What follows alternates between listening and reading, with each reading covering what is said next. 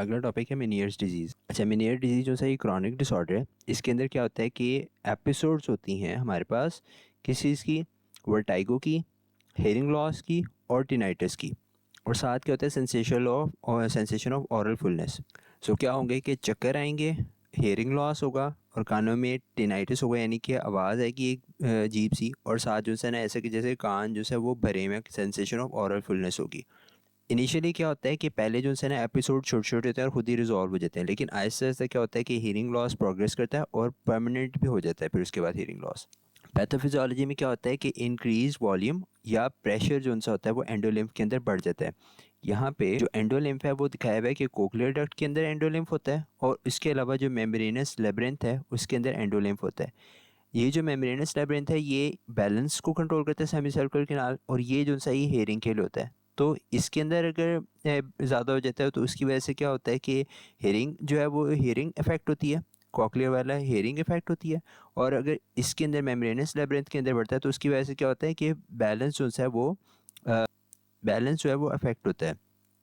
ठीक है, और यही इस डिज़ीज़ की चीज़ें कि डिस्क्रीट एपिसोड्स होती हैं वर्टाइगो, इसी वजह से बैलेंस लॉस होगा तो चक्कर आएंगे, और कॉकलिया के अंदर एंडोलिम्फ इंक्रीज होगा तो उसकी वजह से हेयरिंग लॉस होगा, और टिनाइटिस जो है वो भी इसी की वजह से, और सेंसेशन ऑफ ऑरल फुलनेस है क्योंकि हमारे पास प्रेशर स्लैश वॉल्यूम जो है वो इंक्रीज़ हो रहा है। ये मैं नहीं पता कि जो है ना इंक्रीज़ क्यों होता है, या कि प्रोडक्शन ज़्यादा हो जाती है, या फिर ये कि रीअब्जॉर्प्शन कम हो जाती है, रिजॉर्प्शन कम हो जाती है, या फिर दोनों होते हैं।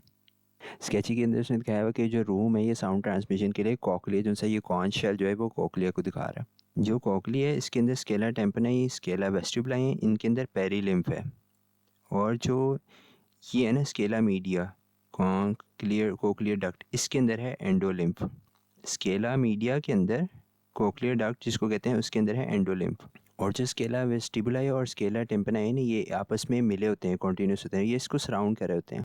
जब ये जो स्टेपीज है ना ये पुश करती है इसके ओवल विंडो के ऊपर, तो क्या होता है कि जो स्केला अब ये कहते हैं कि जो स्केला वेस्टिबुलाई होता है ना उसके अंदर जो है वो वेव्स जनरेट करता है। सो ये जो वेव्स होते हैं ये इधर से कॉइल से गुजर के फिर स्केला टेम्पनाई के पास के अंदर मतलब उसके अंदर होती है क्योंकि आपस में कनेक्टेड होते हैं, और ये जो वेव्स होती हैं फिर स्केला टेम्पनाई के थ्रू राउंड विंडो के थ्रू बाहर जाती हैं। तो ये इसमें दिखाया हुआ है कि ओवल विंडो, और यहाँ से फिर जाके जो राउंड विंडो है यहाँ से बाहर आती हैं। तो जिस तरह ओवल विंडो पे जब ये प्रेशर दबाव पड़ता है तो ये बाहर की तरफ बल्ज होती है, और इस तरह फिर रिवर्स होता है। अब जो स्केला मीडिया और स्केला वेस्टिबुलाई और स्केला टेम्पनाई जो है उनके अंदर जो भी चेंजेस हो रही होते हैं ना, प्रेशर चेंजेस या जो भी होते हैं, तो वो जो होता है स्केला मीडिया के अंदर जो है इसकी प्रेशर चेंजेस होते हैं उनकी वजह से। इसके अंदर प्रेशर चेंज होता है तो उसके उस प्रेशर चेंज की वजह से ऑर्गन ऑफ कॉर्टी जो होता है ये सेंसिटिव होता है, और यहाँ पे फिर ये आवाज़ को सेंस करता है, तो यानी कि वो ऑर्गन ऑफ कॉर्टी को स्टिमुलेट करता है। ये जो ऑर्गन ऑफ कॉर्टी है ये जो है ना स्केला मीडिया का जो फ्लोर होता है उसके ऊपर प्रेजेंट होता है। ये इसको जूम करके दिखाया। अब ये जो है ना ऑर्गन ऑफ कोर्टी दिखाया हुआ, पाइप ऑर्गन जो है ये ऑर्गन ऑफ कोर्टी दिखाया हुआ है। ये दिखाया हुआ है कि जो बेस है ना फ्लोर है उसके ऊपर ये ऑर्गन ऑफ कोर्टी मौजूद है। तो इनके अंदर जो हेयर सेल हैं ये जो है ना अल्टीमेटली रिस्पॉन्सिबल होते हैं साउंड ट्रांसमिट करने के। अब ये दिखाए हुए इनर हेयर सेल हैं ये, और ये आउटर हेयर सेल हैं। अब जो हेयर सेल हैं उनके ऊपर भी जो है प्रोजेक्शन है जिनको हम कहते हैं स्टेरोसिलिया, और ये जो स्टेरोसिलिया होता है जब इनके ऊपर प्रेशर चेंज होता है तो फिर ये बेंड करते हैं। तो वो जो मूवमेंट होती है ना हेयर सेल उस मूवमेंट को सेंस करके उनको जो है वो सिग्नल के अंदर ट्रांसमिट करके कोक्लियर नर्व के थ्रू जो है ना ब्रेन की तरफ भेजते हैं। अगेन हेयर सेल जो है वो इन मूवमेंट्स को न्यूरल सिग्नल के अंदर ट्रांसमिट करके कोक्लियर नर्व के थ्रू ब्रेन में भेजते हैं। यहाँ पे जो है ना इसने ये इनर ईयर दिखाया हुआ है इस तरह लेब्रिंथ की फॉर्म में। वो कहते हैं जो इनर ईयर है ना इसके जो है एक बोनी लेब्रिंथ होता है और एक जो है वो मेम्ब्रेनस लेब्रिंथ होता है। जो बोनी लेब्रिंथ होता है उसके अंदर हमारे पास आता है वेस्टिब्यूल और कोक्लिया। अब जो वेस्टिब्यूल है इसके अंदर जो सेमी सर्कुलर कैनाल्स हैं वो वेस्टिब्यूल्स का पार्ट होती हैं। जो सेमी सर्कुलर कैनाल और वेस्टिब्यूल हैं वो बैलेंस को कंट्रोल करते हैं। अभी जो लेब्रिंथ है उसके ऊपर इन्होंने जो आर्चेस दिखाई हुई हैं ये और ये जो है ना 3 सेमी सर्कुलर कैनाल्स को दिखाया, और ये रोटेशनल फोर्सेस को डिटेक्ट करते हैं। अभी जो वेस्टिब्यूल होता है इसको जो है फर्दर डिवाइड किया होता है 2 कंपोनेंट्स में, एक होता है यूट्रिकल और एक होता है सैक्यूल। यूट्रिकल और सैक्यूल, जो यूट्रिकल और सैक्यूल होते हैं ये लीनियर और ग्रेविटेशनल जो होते हैं फोर्सेस उनको डिटेक्ट करते हैं। अभी जिस सेंटर में उन्होंने गोल्डन कॉन्क शेल दिखाया ये भी कोक्लिया। यहाँ पे वही चीज़ दिखाई, बस एक और चीज़ है कि स्केला वेस्टिबुलर और स्केला टेम्पनाई के अंदर जो पैरालिम्फ होता है वो CSF की तरह का और प्लाज्मा की तरह का होता है। जो स्केला मीडिया के अंदर एंडोलिम्फ होता है ये इंट्रासेलुलर फ्लूइड की तरह मिलता जुलता है। स्केला मीडिया का जो एंडोलिम्फ होता है वो इंट्रासेलुलर फ्लूइड की तरह का होता है। यहाँ पे वो कहते हैं कि जो ट्रांसमिशन साउंड होती है बेसिलर मेम्ब्रेन को हलाती है, वो ऑर्गन ऑफ कॉर्टी को स्टिमुलेट करती है, वहाँ पे ऊपर वाली मेम्ब्रेन का बताया। यहाँ पे उसने दिखाया कि जो बाल हैं वो इधर से निकल के गिर रहे हैं, तो डैमेज टेरोसिलिया हेयर सेल और जो है ना प्रोलॉन्ग ये साउंड जो है साउंड लाइन आ रही है तो प्रोलॉन्ग लाउड साउंड, और ये जो पत्थर हैं ये ऊपर से गिरे हैं। तो बेसिकली बताता है कि अगर आप बहुत ज़्यादा देर तक लाउड म्यूज़िक सुनेंगे तो क्या होगा कि हाई फ्रीक्वेंसी हेयरिंग लॉस होगा, और इस वजह से होता है क्योंकि जो स्टेरोसिलिया होते हैं वो डैमेज हो जाते हैं। मजीद ये कि जो मिडल ईयर होता है ना उसके अंदर टेंसर टेम्पनाई मसल और स्टेपिडियस मसल भी होता है। यहाँ पे दिखाया हुआ है टेंसर टेम्पनाई मसल जो कि इधर जाके लग रहा है, और जो स्टेपिडियस मसल है वो स्टेपीज पे लग रहा है जाके।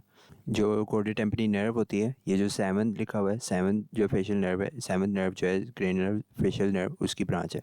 यहाँ पे इसलिए दिखाई हुई कि ये मिडल ईयर के थ्रू के अंदर से गुजरती है। जो कोर्डर टेम्पनी दिखाया ना उसमें ये बताया है कि इसका जो काम होता है स्पेशल टेस्ट फाइबर जो है वो एंटीरियर 2/3 ऑफ द नर्व से लेकर जाती है वापस, और जो एफरेंट पैरासिम्पैथिक फाइबर्स हैं वो सबलिंगुअल और सबमेंडिबुलर ग्लैंड को के पास लेकर जाती है। इसमें भी दोबारा वही चीज़ है कि वेस्टिब्यूल, और वेस्टिब्यूल का पार्ट होता है सेमी सर्कुलर कैनाल, तो ये वेस्ट पेनी में है इस बुल के ऊपर बंदे ने, तो ये वेस्टिब्यूल दिखाया। वेस्टिब्यूल जो है ये ओपन स्पेस है सेमी सर्कुलर कैनाल और कोगलिया के दरमियान में, और ये लीनियर मोशन और ग्रेविटेशनल फोर्स को डिटेक्ट करता है। फिर 3 आर्चें दिखाई हुई है जो सेमी सर्कुलर कैनाल है। ये है वो सैक्यूल और यूट्रिकल जो है ना ये वेस्टिब्यूल का पार्ट होते हैं। So coming back to the topic, इसके अंदर क्या है एंडोलिम्फ जो है वो इफेक्ट होता है जिसकी लेब्रिंथ के अंदर और कोक्लिया दोनों के अंदर।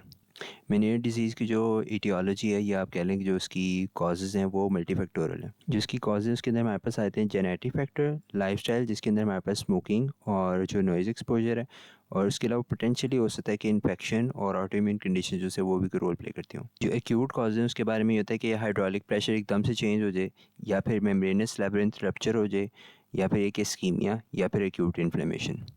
Hydraulic pressure change, sudden membranous labyrinth rupture, ischemia, या फिर एक्यूट इन्फ्लेमेशन। जो इसकी प्रेजेंटेशन है उसके अंदर क्या होता है हमारे पास ट्रायड होता है। ज़रूरी नहीं कि ट्रायड हर दफ़ा हो, लेकिन जो ट्रायड होता है उसके अंदर हमारे पास वर्टिगो होगा, हेयरिंग लॉस होगा विद टिनाइटिस और ऑरल फुलनेस। जो टिनाइटिस होता है इसको कहते हैं कि रिंगिंग या बजिंग हो रही होती है कि एक कान में, और जो हेयरिंग लॉस है वो यूनिलैटरल हो सकता है, यूनिलैटरल और एसिमेट्रिक होता है। इसके अंदर क्या है ये कि लो फ्रीक्वेंसी साउंड्स होती हैं इनिशियली उनको अफेक्ट करता है, लेकिन फिर आहिस्ता आहिस्ता क्या होता है कि हाई फ्रीक्वेंसी साउंड्स को भी अफेक्ट करना शुरू कर देता है। दोबारा एक दफ़ा कि वर्टाइगो होता है, और जो वर्टाइगो की नेचर होता है वो सीवियर डिजीनेस होती है, उसमें ऐसा रहता है जैसे घूम रहे हैं या बहुत ज़्यादा चक्कर आ रहे हैं, और साथ साथ जो है नोजिया और वॉमिटिंग भी जो है वो यूजुअली प्रेजेंट होती है। फिर उसके बाद आता है हमारे पास हेयरिंग लॉस। हेयरिंग लॉस जो है उसके साथ टिनाइटिस के साथ कंपनी होता है, जो है ना हेयरिंग लॉस स्पेसिफिकली यूनिलैटरल होता है और एसिमेट्रिक होता है और सेंसरी न्यूरल होता है। उसके बाद ये होता है कि इनिशियली लो फ्रीक्वेंसी साउंड्स को इफेक्ट करता है, फिर बाद में क्या होता है कि हाई फ्रीक्वेंसी साउंड्स भी जो है वो सुनाई देना बंद हो जाती है। और टिनाइटिस जो होता है ये ऑफ्टन प्रेजेंट होता है, उसके अंदर रिगिंग और बजिंग साउंड होती है। ऑरल फुलनेस जो है वो जैसे कान जो है ना किसी जो इस कान को अफेक्ट किया उसके अंदर आपको ना ऐसे ही देता है जैसे प्रेशर भरा हुआ है। सो वर्टाइगो, हेयरिंग लॉस विद टिनाइटिस और ऑरल फुलनेस। एपिसोड्स की खास बात यह है कि 20 मिनट से लेके पूरा दिन तक रह सकते हैं, लेकिन 1 दिन से ज़्यादा नहीं होगी। 20 मिनट हो सकता है, 20 मिनट से लेके 24 घंटे तक हो सकते हैं, लेकिन 1 दिन से ज़्यादा की नहीं होगी। फिर ये होता है कि सिम्टम जो है इनिशियली क्या होगा कि रिजॉल्व हो जाएंगे, लेकिन आहिस्ता आहिस्ता क्या होगा कि sustain hearing loss Aahista Aahista progressive होता जाएगा, और फिर क्या होगा कि एपिसोड्स के दरमियान में जो है वो एविडेंट होना शुरू हो जाएगा। और वही बात है कि लो फ्रीक्वेंसी हियरिंग लॉस से शुरू होगा और फिर आगे सारी फ्रीक्वेंसी को अफेक्ट कर सकता है। जो डायग्नोसिस है वो प्राइमरीली क्लिनिकल डायग्नोसिस है, लेकिन हम वर्कअप करवाएंगे। वर्कअप हम इसलिए करवाएंगे कि जो इस अपने डायग्नोसिस को सपोर्ट करें और जो दूसरी कॉजेज ऑफ वर्टाइगो है उनको रूल आउट कर सकें। 2 चीज़ें हैं, एक है ऑडियोमेट्री और दूसरा है एमआरआई। इसमें ये बता रहा है कि जो ऑडियोमेट्री है उसके अंदर हमें ये शो होगा कि जो एपिसोड्स के दरमियान में हियरिंग होगी वो नॉर्मल होगी, ये जो जब जिके बोन जब पहली दफ़ा जब डिजीज़ शुरू हुई होगी। जो ऑडियोग्राफी होगी उसकी ऑडियोमेट्री ऑडियोग्राफी के अंदर हमें नज़र आएगा कि unilateral low frequency sensory neural hearing loss होगा। जैसे यहाँ पे नज़र आ रहा है कि जो लो फ्रीक्वेंसीज़ हैं, ठीक है, वहाँ पे क्या है कि जो अफेक्टेड ईयर है उसके अंदर हेयरिंग लॉस है, यहाँ पे कम है हेयरिंग। और आहिस्ता आहिस्ता फिर क्या है कि जो हाई फ्रीक्वेंसी है वहाँ पे नॉर्मल जारी हेयरिंग। ये जो पैटर्न होता है ये जो है ना पेशेंट अभी नोटिस नहीं कर रहा होता, लेकिन जो है ना ऑडियोमीट्री पे ये पहले ही जो है वो आपको नज़र आने शुरू होता है।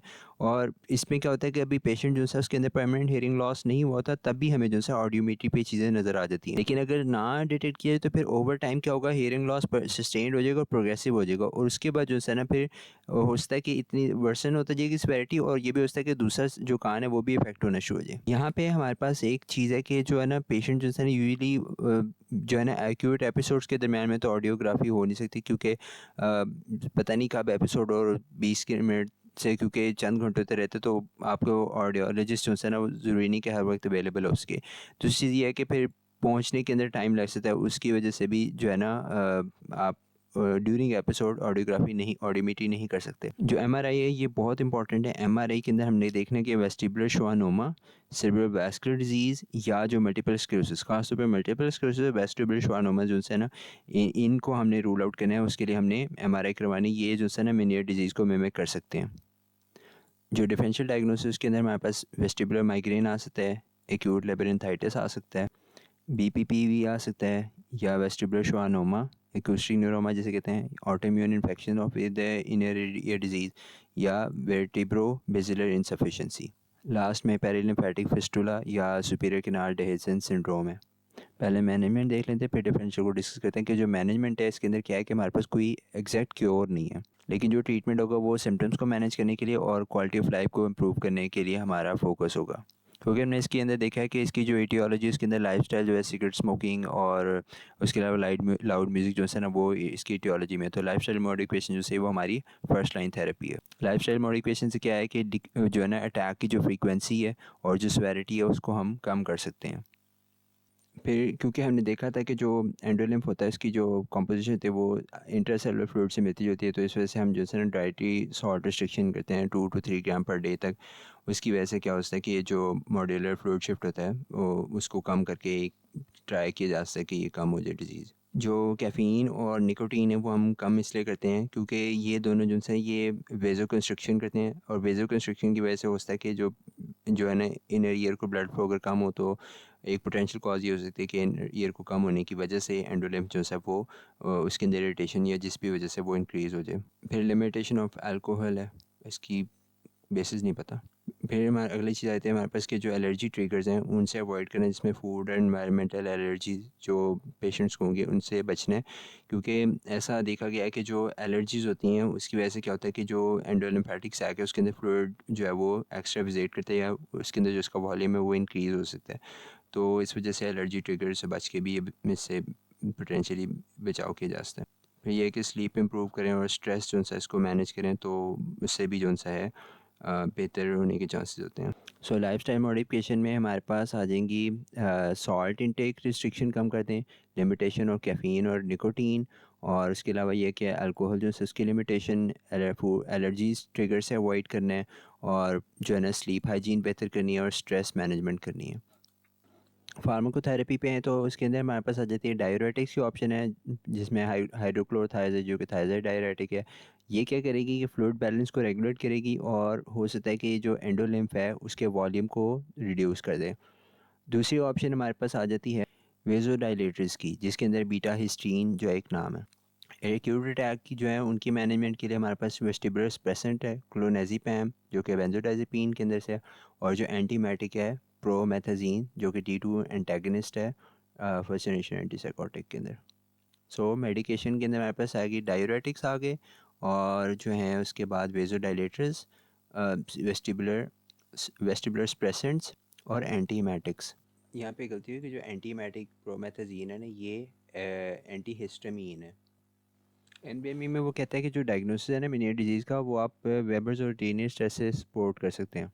जो वेबर और रीनियस टेस्ट हैं ये दोनों ट्यूनिंग फोर्क टेस्ट हैं, और जो रीनी टेस्ट है वो air conduction versus bone conduction एक कान में चेक करता है, जबकि जो वेबर टेस्ट है ये बोन कंडक्शन चेक करता है दोनों कानों के अंदर, और ये लेटरलाइजेशन को चेक करता है जहाँ पे साउंड ज़्यादा लाउड सुनाई दे रही हो। सो जो वेबर टेस्ट होगा वो बोन कंडक्शन को असेस करेगा सेंसरी न्यूरल हियरिंग लॉस के लिए, और जो रेनियस टेस्ट होगा वो एयर कंडक्शन को चेक करेगा कंडक्टिव हियरिंग लॉस के लिए। तो जो वेबर टेस्ट होगा उसके अंदर क्या होगा, unilateral sensory neural hearing loss की वजह से लेटरलाइजेशन होगी अनअफेक्टेड ईयर की तरफ, और जो रीनी टेस्ट होगा वो शो करेगा कि ग्रेटर एयर कंडक्शन होगी अफेक्टेड ईयर के अंदर, क्योंकि जो सेंसरी न्यूरल हेयरिंग लॉस हुआ होगा तो बोन कंडक्शन स्लो होगी, और इसकी वजह से क्या होगा, एयर कंडक्शन जो है वो अफेक्टेड ईयर के अंदर ज़्यादा होगी as compare to normal ear. और जब वेस्टिबुलर टेस्टिंग अगर करेंगे तो उसमें या तो नॉर्मल आएगा या फिर ये होगा कि यूनिलैटरल पेरिफेरल वेस्टिबुलर डिस्फंक्शन जो है वो हमें आएगा। और जो मैनेजमेंट के अंदर इसने यहाँ पे लिखा सिर्फ एंटी हिस्टामिनिक मेडिकेशन, जिसके अंदर मैक्लोजीन और प्रोमेथाजीन जो है वो यूज़ करते हैं एपिसोडिक वर्टिगो और नौजिया को ट्रीट करने के लिए। फार्माकोलॉजी के बाद आए थे हमारे पास वेस्टिबुलर रिहेबिलिटेशन थेरेपी। ये जो एक्सरसाइज है वेस्टिबुलर रिहेबिलिटेशन थेरेपी के अंदर जो एक्सरसाइज होगी वो क्या करेगी कि जो इनर ईयर का डिसफंक्शन है उसको प्रॉपर करके जो बैलेंस है उसको इम्प्रूव कर सकती है, क्योंकि जो वर्टाइगो है वो इसका एक फीचर होता है। ये वर्टाइगो, हेयरिंग लॉस और ऑरल फिलनेस, तो वर्टाइगो इसका एक कॉमन पार्ट है, इसलिए वेस्टिबुलर रिहेबिलिटेशन थेरेपी ज़रूरी हो सकती है कि देनी पड़े। और उसके बाद में हमारे पास आता है इंट्राटेपेनिक इंजेक्शन है, वो हमारे स्टेरॉइड दे सकते हैं या जेंटामाइसिन दे सकते हैं। ये एक्यूट अटैक जो है वर्टाइगो को उनको तो बेहतर कर देंगे, लेकिन हो सकता है कि हेयर लॉस को जो है वो वर्सन कर दें। तो याद रखिए वर्टाइगो जो है उसको इम्प्रूव कर सकते हैं बट हेयरिंग लॉस को वर्सन कर सकते हैं। फिर हमारे पास लास्ट रिजॉर्ट आ जाता है सर्जरी। सर्जरी जो है अगर कोई पेशेंट है जिसको अनरिस्पॉन्सिव है बाकी सारी चीज़ों को और डिबिलिटेटिंग सिम्टम है, तो फिर हमारे पास लास्ट रिजॉर्ट बचता है सर्जरी। सर्जरी के अंदर हमारे पास होता है कि एंडोलिम्फेटिक जो सैक है उसको डिकम्प्रेशन कर दें, या फिर जो वेस्टिबुलर नर्व है उसका सेक्शन कर दें, यानी कि उसको काट दें। तो उससे क्या होगा कि वर्टाइगो इम्प्रूव हो जाएगा। ये खास तौर पर उन केसेस में जिनके अंदर स्पीयर रिफ्रैक्टिव सिम्टम्स हैं उनके अंदर। अगेन एंडोलिम्फेटिक सैक की डिकम्प्रेशन या वेस्टिबुलर नर्व की सेक्शन। लास्टली है कि जो हेयरिंग लॉस अगर हो रहा है तो फिर इसके अंदर हमारे पास हेयरिंग एम्प्लीकेशन जो एम्प्लीफिकेशन एक लास्ट रिजॉर्ट हो सकता है हेयरिंग एड्स की फॉर्म में। मेनियर डिजीज़ की जो कॉम्प्लिकेशन है वो बहुत परेशान कुन है और जो लाइफ है उसको बहुत सिग्निफिकेंटली इफ़ेक्ट कर सकती है। इसमें क्या होगा कि बार बार इतना शदीद वर्टाइगो होता है, इतना जब चक्कर आते हैं वर्टाइगो होता है, तो उसकी वजह से क्या होता है कि फॉल्स हो सकते हैं या और कोई चोट लग सकती है। और जो हेयरिंग लॉस होता है वो ग्रेजुअली प्रोग्रेसिव होता जाता है और हो सकता है कि वो दोनों ईयर्स को एंड पे इफेक्ट करना शुरू कर दे। एनजाइटी और डिप्रेशन जो से ये भी कॉमन होती हैं। और जो लेटर स्टेज में जब डिजीज़ प्रोग्रेस करते हैं तो इसके अंदर एक चीज़ होती है ड्रॉप अटैक्स। ड्रॉप अटैक में क्या होता है कि जो पेशेंट होता है वो एकदम से गिर जाता है ज़मीन पे, एकदम से सडनली जो है ना गिर जाता है, और इसको हम कहते हैं otolithic crisis of Tumarkin. Otolithic crisis of Tumarkin, drop attack, otolymphic lithic crisis of Tumarkin. इसके अंदर क्या है, patient suddenly falls to the ground, एकदम से ज़मीन पर गिर जाता है। और ये होता है कि जो वेस्टिबुलर सिग्नल्स होते हैं उनके अंदर एक्यूट चेंजेस होते हैं, और वो चेंजेस एक्यूट होने की वजह से फिर जो है ना बैलेंस एकदम से ख़राब हो जाता है। और इसमें प्रॉब्लम ये है कि ये डेंजरस होते हैं और कम्प्लीटली अनप्रडिक्टेबल होते हैं, इनको कोई पता नहीं होता कि किस वक्त क्या मतलब ये अकर हो। अभी जो है ना क्रॉनिक डिजीज़ है और इसका जो कोर्स है वो वेरिएबल होता है। मोस्टली जो पेशेंट होता है उनके अंदर जो वर्टिजिनस एपिसोड्स होते हैं वो आहिस्ते आहिस्ते कम होने शुरू होते हैं, लेकिन जो उनका हेयरिंग लॉस है वो प्रोग्रेस करता जाता है, और हत्ता कि क्या होता है कि वो दोनों ईयर्स को इवेंचुअली अफेक्ट करना शुरू करता है, और आमतौर पे हाफ ऑफ द पेशेंट होते हैं उनके जो बायलैटरल हेयरिंग लॉस हो जाता है। अब जो वेस्टिबुलर सिस्टम है हम क्योंकि उसको पढ़ रहे हैं, तो जो H1 ब्लॉकर्स हैं जो कि वो H1 ब्लॉकर जो कि वेस्टिबुलर सिस्टम को जो है ना सप्रेस करते हैं, वो बेसिकली नॉइज़िया और वॉमिटिंग को ट्रीट करते हैं, तो इसलिए H1 ब्लॉकर एंटी हिस्टामिन के अंदर वो पढ़ लेते हैं। अब ये जो है ये कलर फेरी दिखाई हुई है, तो ये कलर फेरी क्लोरफेनिरामीन को शो करे। क्लोरफेनिरामीन, कलर फेरी, क्लोरफेनिरामीन, क्लोरफेनिरामीन, ये लिखा हुआ है फेरी कुजीन। तो ये जो कुजीन है उसके अंदर से जो जीन सफिक्स है ना, ये काफ़ी सारे जो H1 ब्लॉकर्स हैं उनके लिए को यूज़ होता है। इसमें हाइड्रोक्सीजीन, मैक्लिजीन और प्रोमेथाजीन, हाइड्रोक्सीजीन, मैक्लिजीन और प्रोमेथाजीन। यहाँ पे दिखाया है फेरी डस्ट और डेंडर, तो उन्होंने दिखाया कि जो हिस्टामीन, ये जो मक्खी है हिस्टामीन जो है वो मीडिएट करती है टाइप 1 एलर्जिक रिएक्शन। तो H1 रिसेप्टर ब्लॉकर जो होता है वो फर्स्ट लाइन ट्रीटमेंट होते हैं एलर्जी के अगेंस्ट, जिसके अंदर हमारे पास हाइव्स और एलर्जिक राइनाइटिस का शामिल। यहाँ पे दिखाया है कि जो सेलर फ्रेंड है ना, ख़ासतौर पर ये वाला, ये क्या है कि सी सिक है, तो ये जो हिस्टामीन जो है ना यील्डिंग फ्रेंड है वो आया, उसने इसको बचाया। तो ये बताया कि जो H1 ब्लॉकर्स होते हैं वो वेस्टिबुलर नौजिया और मोशन सिकनेस को ट्रीट करते हैं। कैसे करते हैं, क्योंकि लिपोफिलिक होता है, ये CNS के अंदर एंटर करते हैं और वेस्टिबुलर सिस्टम और के ऊपर और ब्रेन स्टेम के ऊपर एक्ट करके तो वेस्टिबुलर सिस्टम को सप्रेस करते हैं। इसलिए ये वेस्टिबुलर नौजिया और मोशन सिकनेस दोनों के लिए यूज़ होता है और स्टेमिनेयर डिजीज़ के अंदर भी इसका यूज़ है। अब यहाँ पे भी दिखाया जो वेस्टिबुलर सिस्टम होता है उसके अंदर M1 और H1 रिसेप्टर्स होते हैं और H हिस्टामिन और मस्कार्निक एंटागनिस्ट जो है वो एंटी एमेटिक के तौर पे यूज़ होते हैं। यहाँ पे दिखाया है कि जो केनोराइड है ये 20 वाटर लेकर आया तो ये एंटी हिस्टामिन को शो कर रहा है। यहाँ पे बता रहा है कि जो H1 रिसेप्टर्स हैं वेस्टिबुलर सिस्टम में उनको ब्लॉक करने के लिए एंटी हिस्टामिन दे रहे हैं। यहाँ पे इसमें बताया कि डाइफेनहाइड्रामीन, मैक्लिजीन और प्रोमेथाजीन जो है ये हिस्टामिन ब्लॉकर हैं जो कि ब्लड ब्रेन बैरियर को क्रॉस करते हैं, ब्लड ब्रेन बैरियर को क्रॉस करते हैं और वेस्टिबुलर नोजिया को ट्रीट करते हैं। यहाँ पे बताया लाइव वेस्ट पेनी और नोजिया तो वेस्टिबुलर नोजिया। ये साइड नोट है जो M1 रिसेप्टर होते हैं उसको ब्लॉकर है स्कोपोलामीन, टेलीस्कोप जो है ये स्कोपोलामीन है तो ये भी M1 ब्लॉकर है, ये भी नोजिया को ट्रीट करती है और ये भी जो है वेस्टिबुलर नोजिया और मोशन सिकनेस के लिए यूज़ होती है। सो ये स्केचअप कवर है।